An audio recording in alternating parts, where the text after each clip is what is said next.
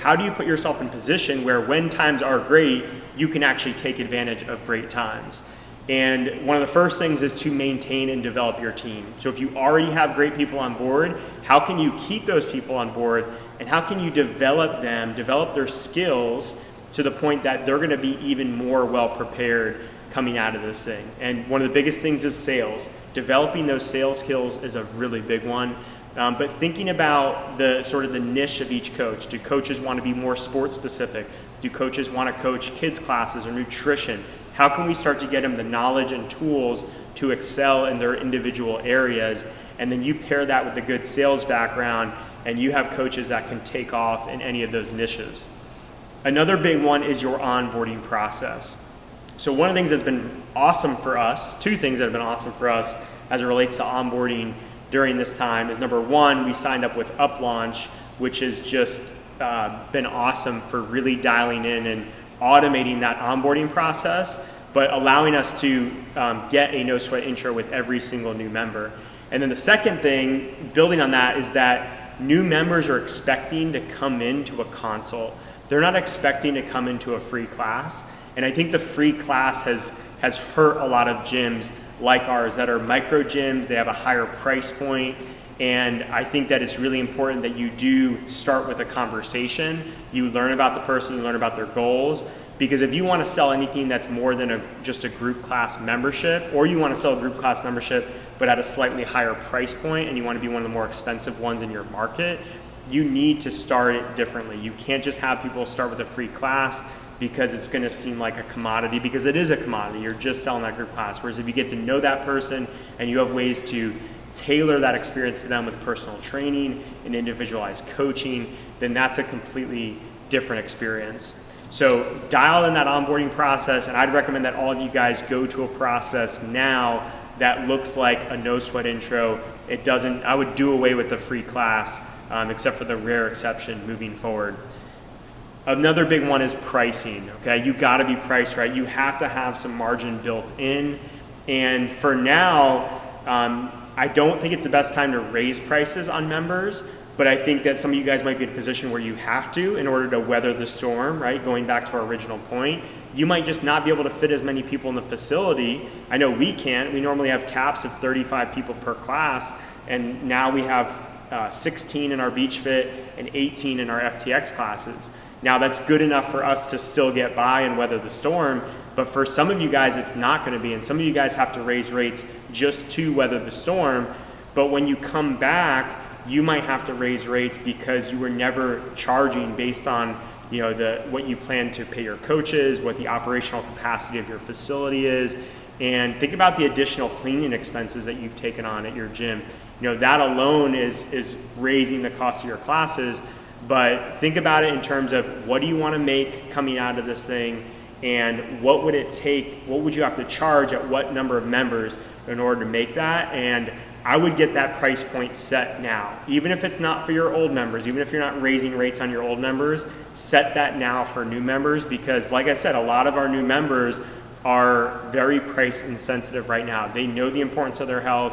They just need to get back to a social environment, and they're willing to pay a higher price. And frankly, you gotta be willing to charge that higher price, because that's what's gonna keep you around for many more years to come.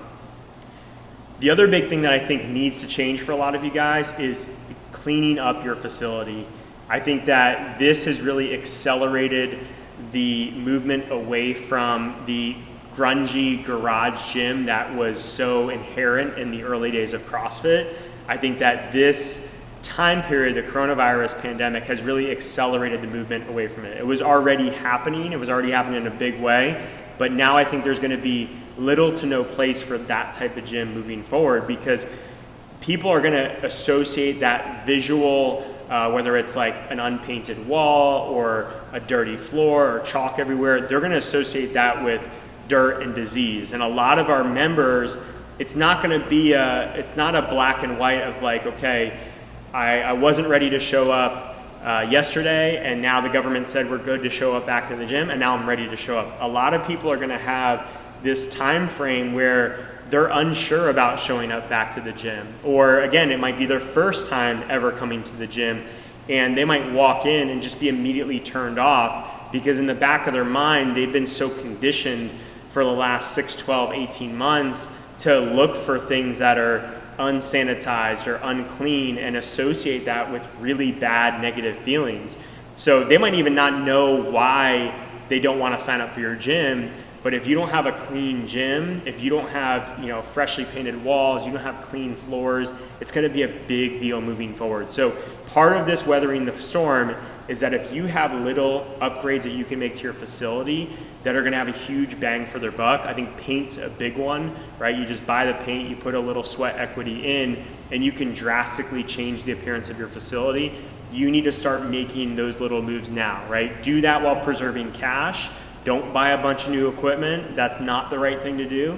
But do those little facility upgrades that will really change that. Think about the person that when they walk in your experience and they're sitting at your front door, what do they see? Okay, they're not going to notice the random reverse hyper GHD that you have. They're going to see a visual, just a framework of the paint on the walls, how organized things are, how things look, and if that feels good to them, it's going to make a big difference. And then the last thing I'll say is continue to thrive at providing high energy, fun group classes. And most of you guys do this really well. That's not hard for you to do. But what I would encourage you to do from a very tactical standpoint is to actually have less classes on the schedule, that you get filled up to a certain point before you add more classes. Now, right now you can make the argument that you want more classes on the schedule because you want less people in class and you want more room for social distancing. And I think we're getting some benefit of the doubt as gym owners, and the market's giving us some benefit of the doubt, where even if the experience is not great, it's still way better than working out at home.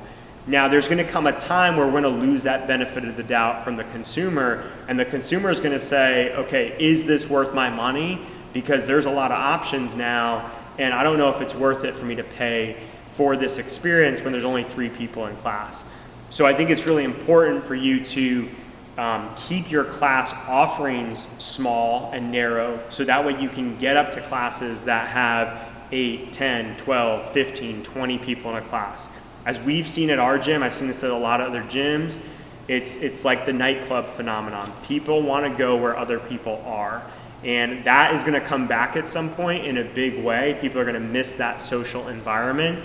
And if you can have classes that consistently have 10 plus people in them, then that's going to bring the energy, that's going to revive the energy of your gym really quick. And people are going to really draw to that. They're going to grasp onto that because they've gone so long without it. Okay, so that's my tip on scheduling. Keep your class schedule limited so that way you can get those high energy social classes. So again, weather this storm, guys.